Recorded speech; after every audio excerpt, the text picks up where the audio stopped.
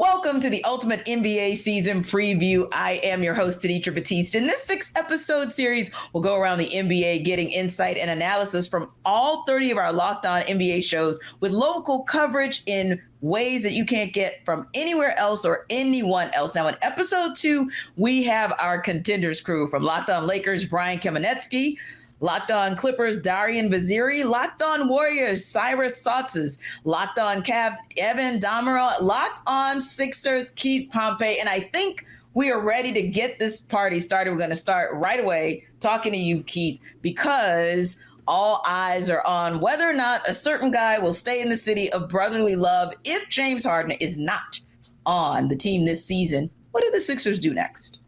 It's weird because, they have a lot of veteran players on their team, right? And you also have, Joel Embiid, the MVP.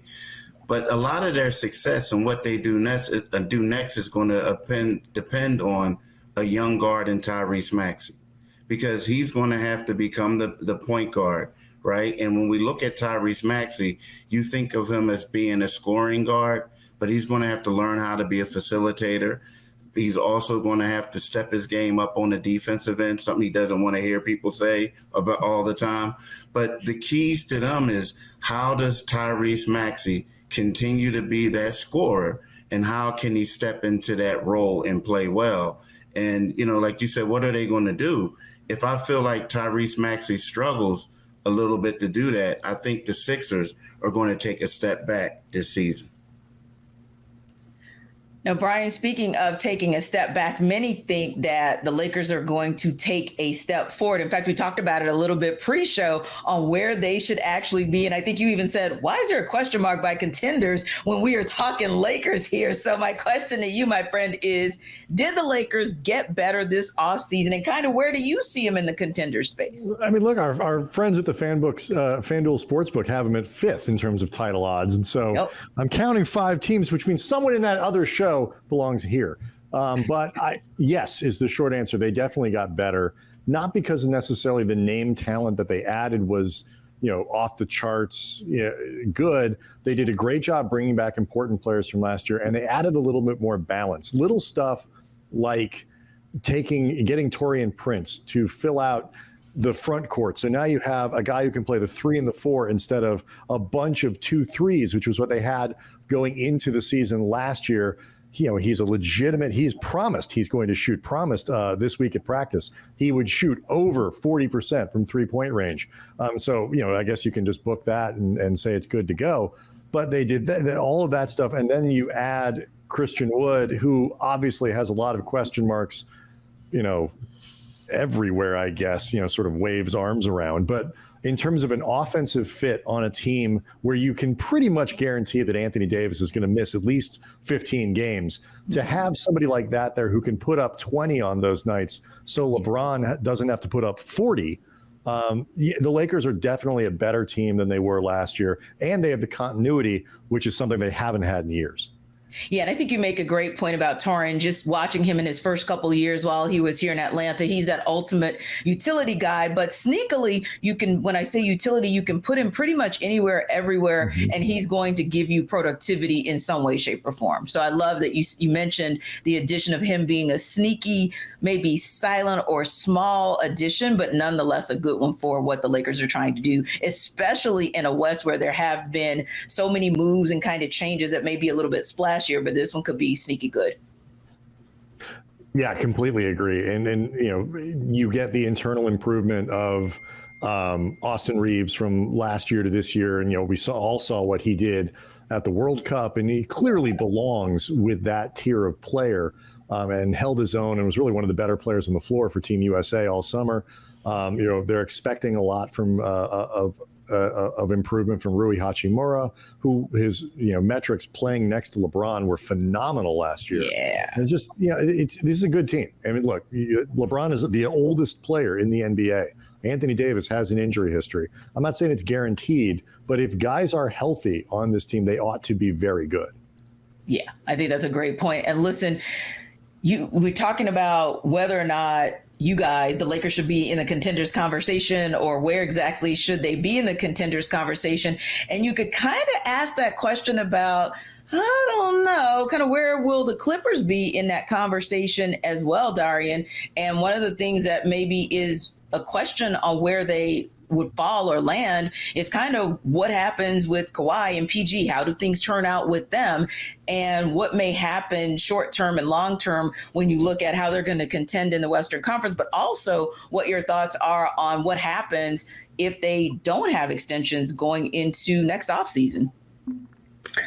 I don't think the extension talk is going to be something that hinders our season. I think the front office seems to, they're not saying it directly, but it seems to me they're saying what they should be saying, and that is, translation, we need to see that you guys can stay healthy before we start talking extension. And that's perfectly normal. And I actually think Paul George is mature enough to understand that that's a very valid statement from an organization. He already has next year, the 2024-25 season, that he can opt into, making $48 million. So, like, that's a pretty nice deal. So I think it's not the worst thing in the world for him to just opt into that final deal. If he stays healthy and Kawhi stays healthy this season, then we can talk extension, because in my opinion, if they're healthy, we really can make noise. We really can make noise. But that's the thing, is can the Clippers stay healthy? And that's the biggest question mark of all. And I'm not as confident as I was last year on the preview, where Paul George is coming back and Kawhi was coming back and all this. Yeah, they're coming back, but I don't have a crystal ball. I can't say if they're going to stay healthy or not. I do believe, though, contrary to some people, that if the Clippers are fully healthy, I think we still have a chance to do very special things, because Kawhi is just that great when he's healthy. If you guys watched the playoffs against Phoenix last year, he was the best player on the floor, and that's not even me just being biased. We had split 1-1 without Paul George. He was taking the ball from Kevin Durant, and as great as Devin Booker was, Devin Booker doesn't really match that championship pedigree that Kawhi Leonard already has. So I think that the Clippers, if they can stay healthy, are very good. Do I have much confidence that they will stay healthy? Not so much. But I will say I think our roster is better off than we were to start last season. Reggie Jackson, God bless him, love him. Westbrook is just a better player than he is, and he's starting the season with the Clippers. And the Clippers had no backup center last year for Zubats in the first half of the season.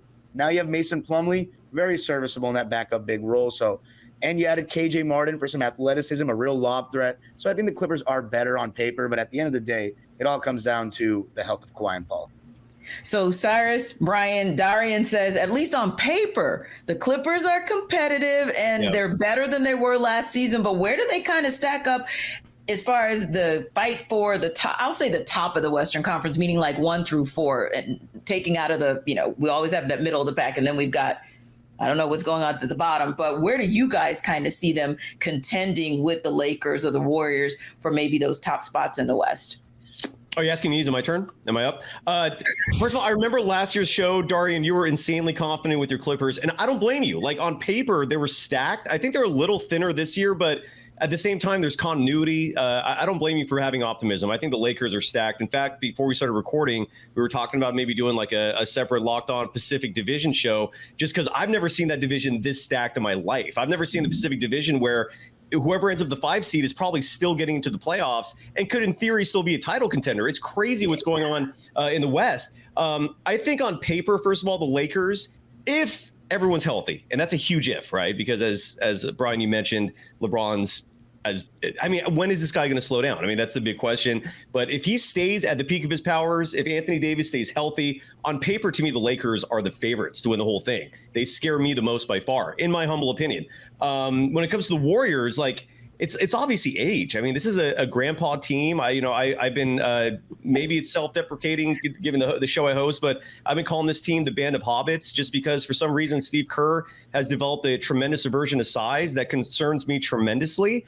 But yeah, Brian, I'm with you, man. Your Lakers team is deep. I don't know who was in the top 5. I'm looking at the sports book right now. It's Celtics, Bucks, Nuggets, Suns, and Lakers. I don't know who the Lakers replaced. In all honesty, Miami, I think. Oh, wow. Because they were going to get Dame. That's right. Yeah, Dame, the Heat dropped, and the Warriors are 6. But yeah, man, the Pacific Division is stacked. That's my initial thoughts on this whole thing. Coming up, Are any of these teams real contenders? But first, buying tickets, especially if you're like me, you try to do it last minute, is not the easiest thing. Sometimes it can be very, very frustrating if you were trying to catch a Beyonce concert or if you're trying to get a ticket for the Braves NLDS, both of which are very, very hard to come by. But there's a way you can get around it and take out the frustration. That's with Game Time. It's the only ticketing app that gives you complete peace of mind with your purchase. See the view from your seat before you buy so you know exactly what to expect when you arrive. They're obsessed with finding ways to help you save money on tickets. Game Time has deals on tickets right up to the start of the event and even an hour after it starts. So take the guesswork out of buying tickets with Game Time. Download the Game Time app, create an account, and use code LOCKEDONNBA for $20 off your first purchase. Now, terms apply, but again, create an account and redeem code LOCKED ONNBA for $20 off. Download Game Time today. Last minute tickets, lowest price, guaranteed.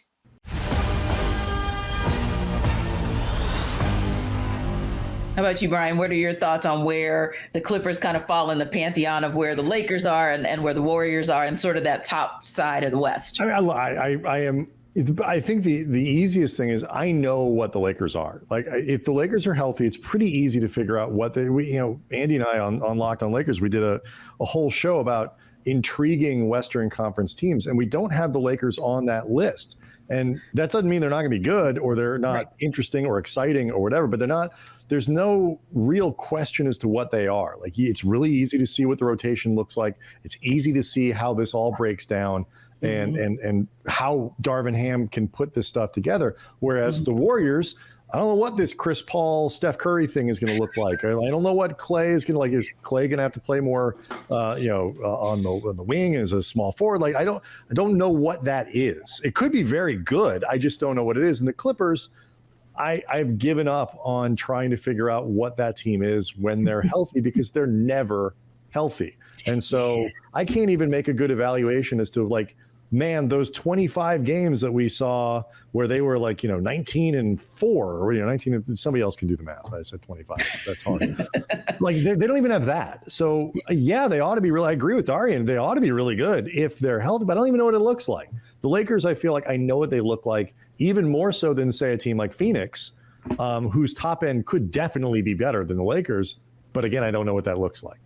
Yeah. And I feel like in the West, you can kind of have that conversation because it does feel like it's anybody's conference to win. Evan, Keith, I feel the polar opposite for the East. I feel like it's the same conversation kind of every season unless injuries shock the world. Like, if Giannis isn't Giannis, for example. So I feel like it's always the Bucks, right? And it's always the Celtics. And then maybe that 3-4 is kind of iffy. Each year it kind of changes out. 1 year it could be the Heat if it's not like what happened to them last year, which was more injury laden than anything else, right? And then you got the Sixers that obviously come into that conversation from time to time as well. But then, come on, let's just be real. The Bulls pop in and out of the conversation. The Cavs pop in and out of the conversation as well. So my question to you guys is kind of when you look at the East and you kind of see who could ascend to the top of the food chain, where do you guys see the top of the food chain for the East and your teams, the Cavs and the Sixers, fitting in there? Well, I'll talk about it first. And here's the thing. When you look at the East, like, you are correct. I mean, it is essentially a two-team race, and sometimes you have a third team, Miami, who steps in. But right now, when you look at the East, you can go back and forth with the Boston Celtics and the Milwaukee Bucks, right? Now, when you talk about Boston, I do like the addition of Drew Holiday with Kristaps Porzingis, and then, the Jays, I call them, Jason Tatum and Jaylen Brown, right? But to me, the one question mark I have for the Celtics is the bench. It seems like they let go a lot of guys who provided a lot of depth, right? But when you talk about that four, it's pretty good. The thing about the Milwaukee Bucks, I remember last year, going to Milwaukee, and every time I went, I would always look at their roster and just see how long and athletic they were. The one thing that they missed was an explosive guard who could go out there and get his own shot. Now, they have that. I feel like with that depth that they have coming off the bench, that length that they have around Dame, on paper, that tends to be the team to beat. The only question I have is when you have two bona fide guys, alpha dogs. We're talking about Dame and Giannis. And, of course, when a guy first comes, Giannis is going to be happy, right? But how long is Giannis going to be happy with setting picks for Dame? Like, he thinks he's going to set that pick, and then he's going to get open, and Dame's going to give him the ball, and that ball's not always going to come. So, to me, the biggest question mark is how do those two coexist? And if they coexist well with a healthy Chris Middleton, I feel like that's going to be the team to beat coming out the East.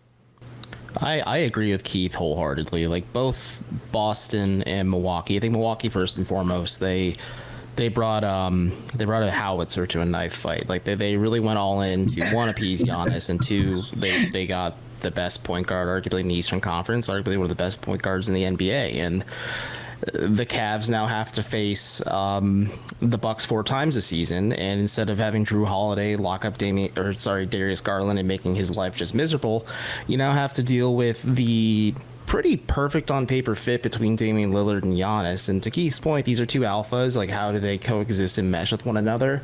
I think it's fair to question. Like, Adrian Griffin's a rookie head coach. Like, there's going to be some growing pains there as well. And I think it's going to be a little bit of a learning period. And then if you flip over to the Boston side of things, I agree with Keith's take there too. Like, they gave up a ton of depth to make these moves. I think Robert Williams, losing him was a bit of a surprising take or move on Boston's part, and I think they fully believe in Kristaps Porzingis being healthy, who doesn't have a track record of being healthy or maybe reliable at times on the floor. And it's just the depth is a legitimate concern with the Celtics right now, and they're not going to obviously break up the top that they have between Porzingis or the two J's or even Drew, and I doubt Al Horford's going to be able to move all of a sudden, nor does it really want to give a bunch of players or assets to kind of fill that void to match Horford's contract. So it's just, when you look at the food chain, those two are at the top. And if you're looking at teams like Philly or Cleveland or even Miami, and I think New York, just because they punked the Cavs last year, could be in this conversation too, just because they are a scrappy team. You're fighting to get the best record in the East and hope that those two end up being the 2 and 3 seed, and then they just bludgeon each other in a 7-game series. So at least you have much more than a puncher's chance when you face them either in the conference, if you reach the conference finals. That's it right there. Making it to first seed and letting them get 2 and 3 and eating each other. That's definitely the move.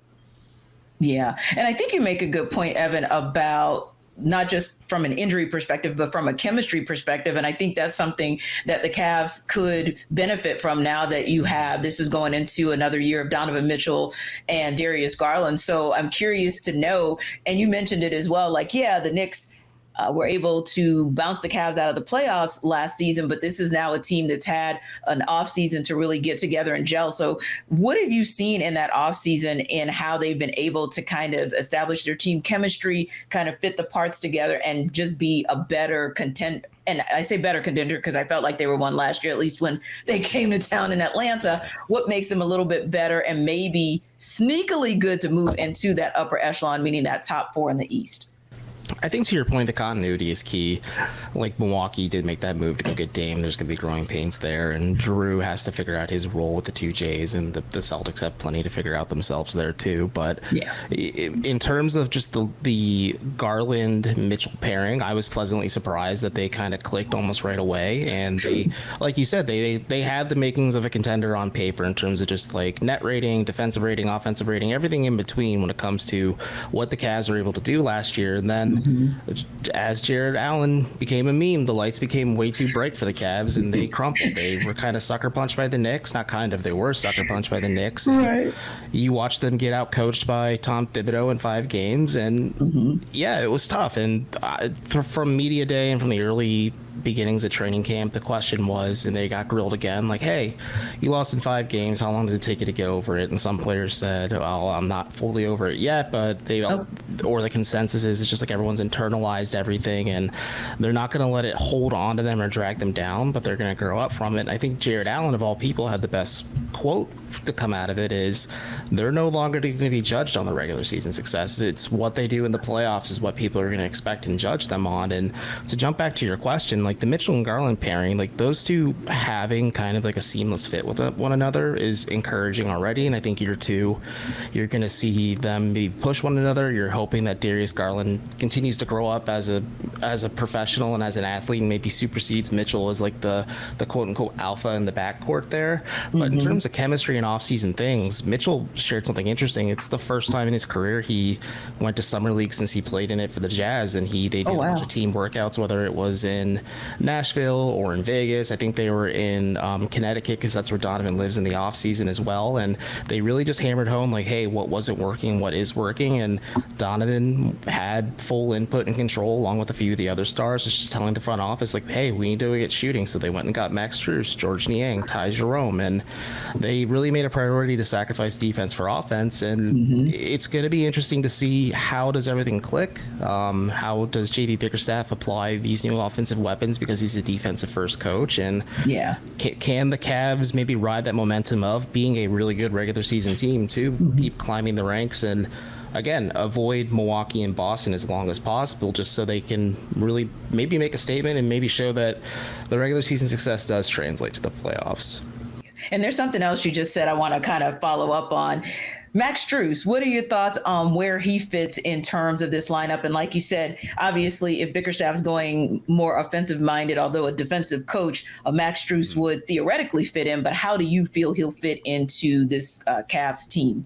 So it's interesting. Cleveland admitted that they were a little one note on offense last season. There was a lot of heavy pick and roll or maybe some isolation between Garland and Mitchell. And they're trying to implement more motion sets and play off the fact that Max Strus does function well on off-ball screens and just moving without the ball in his hands and benefiting from the defense and the gravity that the two guards kind of command. Or maybe when you have Allen and Mobley, the defenses have to respond and react in the paint as well. Like Strus could be a guy that stretches the offense. He's certainly going to make life more palatable for those 2 7-footers and Allen and Mobley down low. And more than that, like if you look at the Knicks series, when neither Mitchell nor Garland could get it going, it was just maybe a mix of either nerves or defensive pressure from New York. If you had a guy like Max Strus who is very comfortable without the ball in his hands and could maybe just find the movement and way to stretch back out the defense, that could unlock things for the Cavs. And I view him as a bit of a safety valve at times, where the Cavs can maybe hit him and then just kind of get the offense clicking if things aren't hitting. And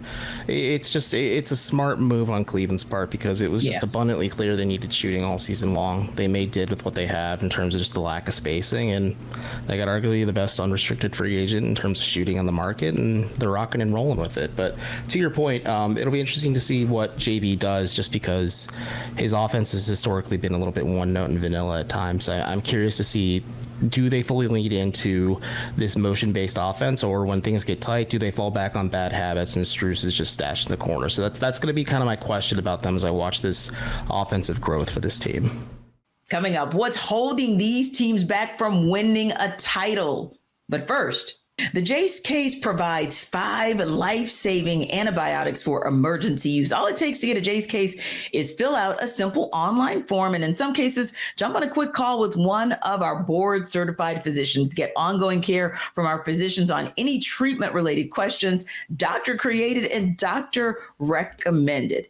Now, don't be caught unprepared. Everyone should be empowered to care for themselves and their loved ones during the unexpected. And Jace handles everything from online evaluation to licensed pharmacy, medication delivery, and ongoing consultation and care.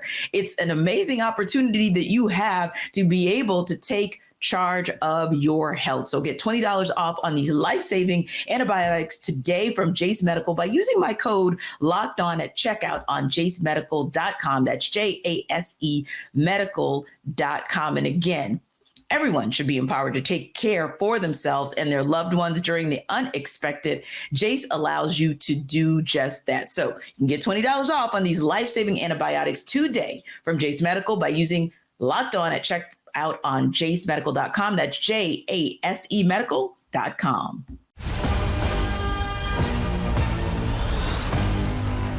So Max Strus obviously takes his talents from South Beach to essentially the Midwest. So, okay, Keith, let's keep it real. We're not sure where James Harden is going to take his talents. He may not take them anywhere. But if James Harden is not on the Sixers team this season, I want to know where you guys go. And in particular, kind of not just sticking with the Harden part of that storyline, but really kind of from your perspective, where do the Sixers go with all of the other teams in the Eastern Conference that have made some real kind of bold moves to say that we're, we always talk about that 1, 2, 3 punch there, but the 1 and the 2 have made their bold moves. And here maybe the Sixers are trying to be in that 3 space to maybe contend with them. What do you see for this team? I think it could be tough. I mean, I do. I mean, the problem with the Sixers, we talk about James Harden without him, right? When you look at James Harden when he was there last year, you say to yourself, James Harden isn't the type of player that's good enough to get them to a championship. You say that, right? You say that. But then when you look at all the options that the Sixers had out there, you're saying without a James Harden type player, the Sixers may not make it to the second round of the playoffs. I mean, they may have a tough time just because they don't have a lot of point guards out there. And as we talked about early on, you're putting the ball in Tyrese Maxey's hands, and then you have guys like Patrick Beverly, who's getting older. You're going to have to rely heavily on him or coming off the bench. And, you guys from covered the Clippers, covered the Lakers, about Pat, right? Then you also have Kelly Oubre. Like Kelly Oubre is one of their top off-season signees, right? And Kelly Oubre is coming off of a career high, averaging 20.3 points last year, but he did it for arguably the worst team in the league, one of the worst teams in the NBA for the last several years, right? And so, there's a lot of question marks, and I know they have Nick Nurse. He thinks outside of the box, but when I look at this Sixer team, you have to say, at least on paper right now, that they're going to take a step back because everyone else in the East has made moves. Like we'll talk about Cleveland. They upgraded their bench. They added depth. You look at the New York Knicks. They made some additions. The Sixers, what they did is they went out there and got a lot of guys on minimum salary 1-year deals. So that doesn't look like a team that's trying to win a championship. It looks like a team that's about to blow things up so they could go through another rebuilding process. And your Kelly Oubre Jr. signing was so last minute. I was like, even before that, I was wondering, like, what is their plan here? Because you're right, their depth is minimal. Just wanted to add that, sir. I mean, and not to continue talking, but when you think about it, right, the best move, the biggest deal that the Sixers had this offseason was for Paul Reed. I love Paul Reed, B-Ball Paul. He's a local favorite. Everyone loves him, right? But he's a 6'9" backup center who they matched his salary because the Utah Jazz wanted him. So they retained him, and he was about to get a parade. That's how happy everyone was because they finally did something. So it's like, and here's another guy, Mo Bamba. A guy who was with the Lakers, a lottery pick who some people question his love for the game. So when you talk about all these guys, they sound good on paper. They have names that we all know of, but they all say such and such but. And when you have a lot of buts like that, you can be set up for a long season. And I think they're going to take a step backwards. May I ask a question to Keith real fast? Just Like, so first of all, I wanted to say those two names you dropped, if any member of Dub Nation's watching this, they're drooling right now because the Warriors, for some reason, everyone but the team themselves understands how important size is. So those two players, even though they're not marquee names, the Warriors would have loved them. But what is the Sixers' approach with Joel Embiid? Like, Embiid can't be happy seeing this team just get decimated like this. Like, is this the end for him there? Like, what's the mentality of the organization with keeping Embiid happy? It could be the end, and that's what they're trying to do. They're trying to make it seem like, they're trying to work with him. They're trying to keep him, abreast of everything that's going on. But at the same time, Joel Embiid is an extremely smart guy. He's smarter than what he wants people to think he is. So sometimes he says he's trolling. And when he goes on Twitter and he says what he says, like, hey, this was a fun summer, right? This was a fun off season. He's basically saying, wow, I'm looking and seeing what everybody else is doing. Y'all told me you were going to upgrade this roster, And wow. And then he also, he also said this summer that, hey, I'll win a championship in Philadelphia or anywhere else, right? He knows exactly what he's doing. What Joel Embiid is doing is putting the Sixers on the clock. It may not happen this season, but I'm telling you, if they struggle, Joel Embiid is going to ask for a trade. He's going to ask for a trade. Why? Because Joel Embiid right now, he's won MVP. He wants back-to-back scoring titles, but he wants to keep pace with the Joker, Nikola Jokic, and he also wants to keep pace with Antetokounmpo, Giannis. They are like his rivals, so to speak. He's looking at these guys. They won MVP, multiple MVPs, but they also won championships, and they did it with continuity. So Joel wants to go somewhere where he can play, and there's going to be a core around him that's used to playing together, and he can win a championship. I mean, and I'm not mad at him. So, but that's where we are. It's probably not going to happen this year, but I'm telling you, if they struggle, you can bet on Joel Embiid asking for a trade this summer.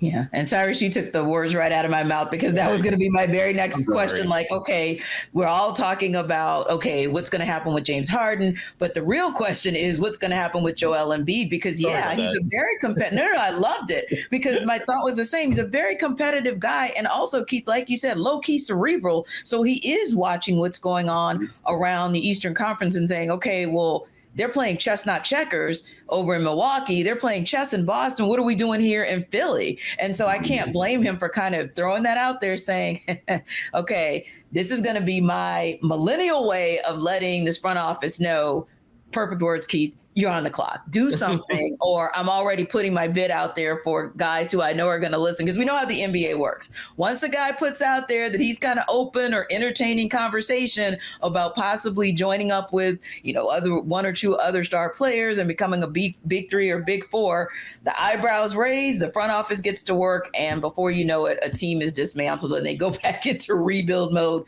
just like that. So yeah, I that's exactly where my mind went after we started talking about James Harden. And then the other thing that kind of raised an eyebrow for me was, like you said, Keith, in the event that these things don't come together, even with Nick Nurse being the kind of head coach that he is, there's a potential for the Sixers to take a step back. So my thought was, with our other guys, Brian, Cyrus, Darian, Evan, do you see the possibility of your teams or any of these other teams on our panel? Because remember, you can shoot shots can be fired at the others.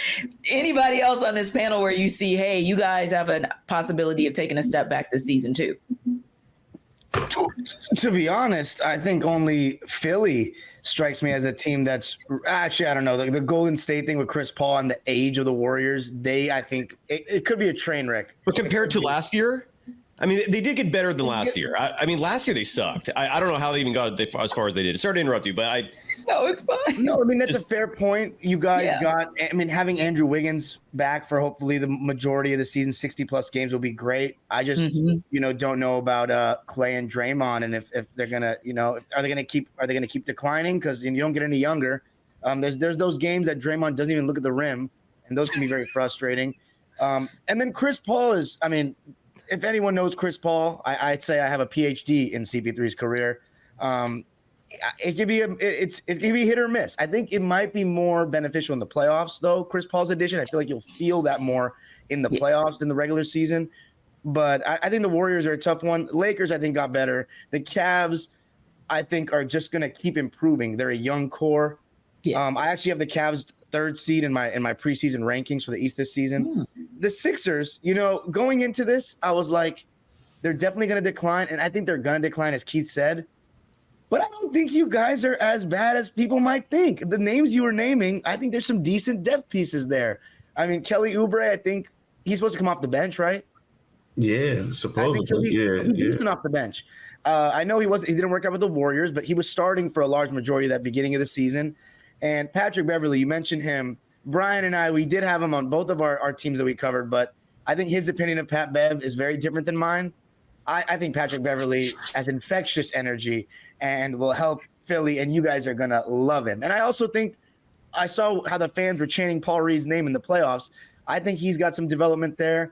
and DeAnthony Melton's a solid player, and Maxey is a stud. And you know what? Just to end it here, no Glenn Rivers, no James Harden. I think I may be rooting for the Sixers a bit this year again. I think we're making Philly great again.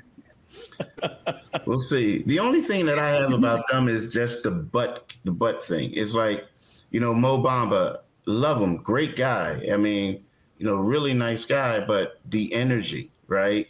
Pat Bev, the Sixers should have had Pat Bev 3 years ago. And he may still be that guy. I hope he is. I love the energy too. But sometimes I don't think he's that guy. You don't think he's that guy? I don't. I mean, it depends. It depends what you want. Do you want a guy who's actually going to contribute on the floor, or do you want a guy who is going to, create an edge for a team that might need one? That's a different deal. But if you are a team relying on Patrick Beverley to be a significant on-court contributor, you are probably not in a good place. I think he'll be fantastic. At this point in his career. That's fair. Yeah. Great point. That's fair. That's fair. Evan, do you see any of these teams kind of taking a step back? Not so much. And if you think it's your Cavs, that's fine. But do you see any of these other teams that you're looking at what they did last season versus this season and saying, yeah, they're probably a strong candidate to take that step back? I think any of these teams are a candidate to take a step back. I mean, LeBron is the oldest player in the league. He could be injured. Anthony Davis could get an injury as well. The Warriors have some questions on their starting lineup. Like I saw Klay Thompson starting at the 4, and I think about a natural power forward having to be defended by Klay Thompson, and it isn't pretty. Philly, there's questions whether or not Tyrese Maxey can take that next step if they do trade James Harden, or does Joel Embiid get fed up and ask for a trade and just blow this thing up entirely? Then there's Nick Nurse, who also runs his stars into the ground. And then the Cavs are in a bit of a holding pattern right now. Donovan Mitchell made it publicly known that he won't entertain signing an extension with Cleveland until next summer at the earliest. And to Darian's point as well, just like the Cavs have a great young core, but also it's like there's Paul George and Kawhi Leonard too. Like they have health concerns, and they're a bit of a holding pattern, kind of like Cleveland. Like they're in an evaluation process and figuring out what does and doesn't work for them. And it's just an interesting step. Like I think the Contenders question mark is a fair question, because a lot of things could crack any of these teams' ways and they could jump into that upper echelon, or things could go horribly wrong and you see them tumble down into like the 3, 4s, and 5 groups in these episodes. And maybe not that low, maybe a little dramatic, but in terms of just like the Cavs, they have Darius Garland and Evan Mobley. That's your future. You're hoping Evan Mobley levels up. Tristan Thompson, of all people, is the one who's saying that he sees a young Anthony Davis in him, and he's trying to push those buttons to make him kind of grow and make that year 3 leap. But it's just, you gave up the farm for Donovan Mitchell. The Jazz are salivating at the prospect of the Cavs falling apart and slipping even further just because they have all those picks going forward. And so it's just it's a weird spot. And let's say Mitchell doesn't want to be here and the Cavs have to entertain a trade next summer. That's a bridge you cross at that point. But for now, you're just trying to maximize your opportunities. And yeah, they have continuity. They added 2 rotation guys in Max Strus and George Niang to their bench unit and just rotation in general. But things could go weird. Like Darius Garland was smacked in the face during the season opener against the Toronto Raptors and missed the first 2 weeks. And then almost immediately when he came back was hit in the face again and almost missed time again. So it's just, injuries happen. You knock on wood and hope it never happens. But that's just the kind of the frustrating and scary part about sports, is you don't know what's going to happen. But out of like these 5 teams, I feel like Cleveland just has the power of youth on their side, but a lot of things could go wrong too, just because there is that now weight and pressure of expectations that this Cavs team crumbled last time there was pressure. And if it happens in the regular season, things could get a lot uglier sooner than we expect. All I know is Austin Reeves gets hit in the face like 6 times a day. So, I mean, come on.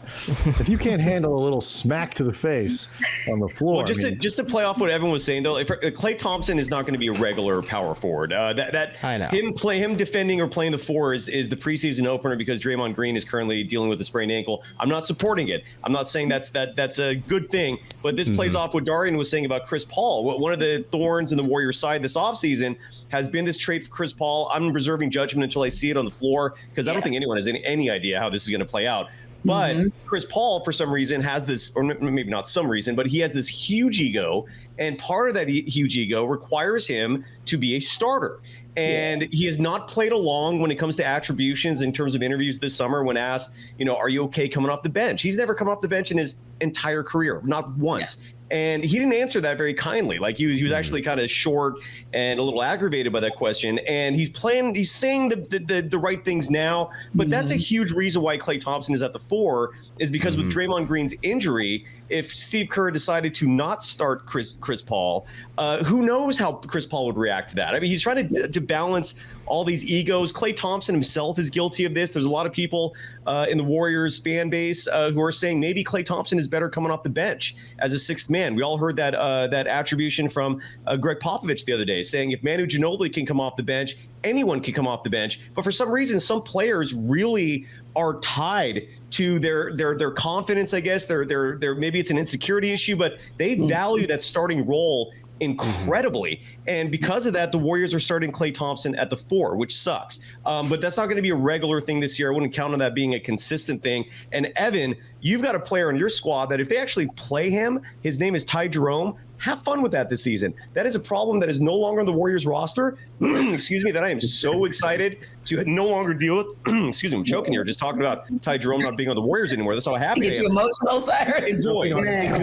Have fun with that. And I'm looking at the Cavaliers depth chart, and you're right, man. Your team does have some issues there with depth because if Ty Jerome is a full-time member of your squad, yeah, you might have some problems this year, but that's me. Oh, shots fired at the former national champion Virginia Cavalier, now a Cleveland Cavalier. College basketball. That translates very well to NBA. Hey, well, you said Steve Kerr has a small ball conviction. How do you know Klay Thompson won't be played at the 4 in excess minutes?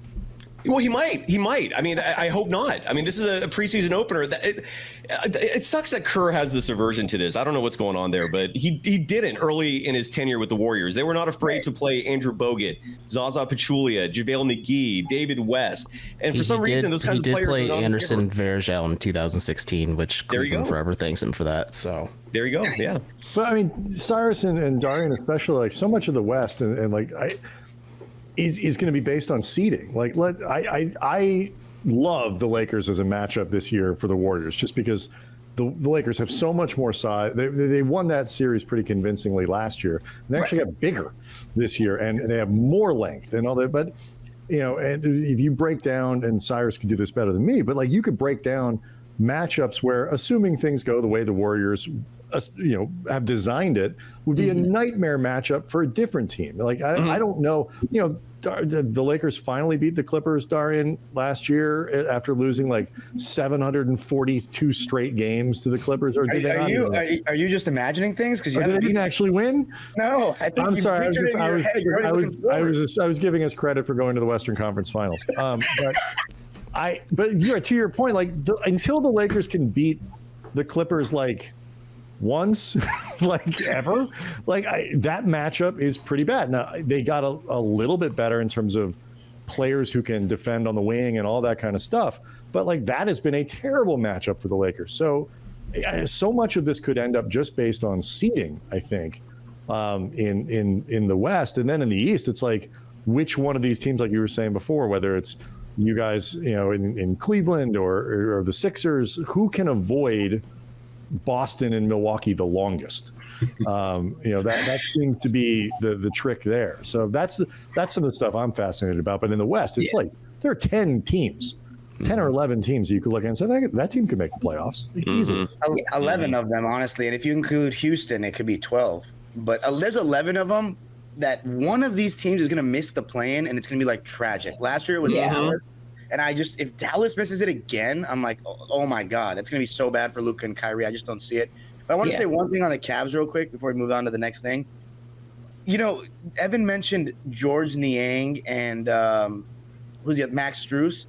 Those don't sound like much, but for what Cleveland was missing last year, I watched them generate so many open threes that they fell to Isaac Okoro and he just couldn't hit. And Max Strus and George Niang, very serviceable role players. I mean, I watched George Niang with Philly. He was very solid. But I ultimately think the big needle mover for the Cavs is the development of Garland and Mobley, as he said. Like the fact that Jared Allen and him got wrecked on the boards and they couldn't really hit a shot outside the key in that series against New York really hurt. They really didn't have much shooting at all. So I actually really like the Cavs, enjoying this fact that they're a competitive team in the post-LeBron era. So I wish them the best. And Evan Mobley being a USC guy and a great USC player, I always wish him the best too. Well, listen, guys, I wish you and your teams all the best. We got to wrap it up right here. I'm going to be watching a whole heck of a lot because, of course, it's Lakers, Clippers, Warriors, Sixers, Cavs. And I'm like, where are the Hawks in there? I digress. But anyway, appreciate you guys' time. And hopefully we'll be able to have some conversation again at the end of the season about whether or not this and our other group are truly our set of contenders for the next season. So that'll do it for this episode 2 of the Ultimate NBA Season Preview with this group of contenders. And to find out where all of the NBA teams land this season, of course, check out Locked On NBA and get all 6 episodes of the Ultimate Season Preview. We will see you in the NBA regular season.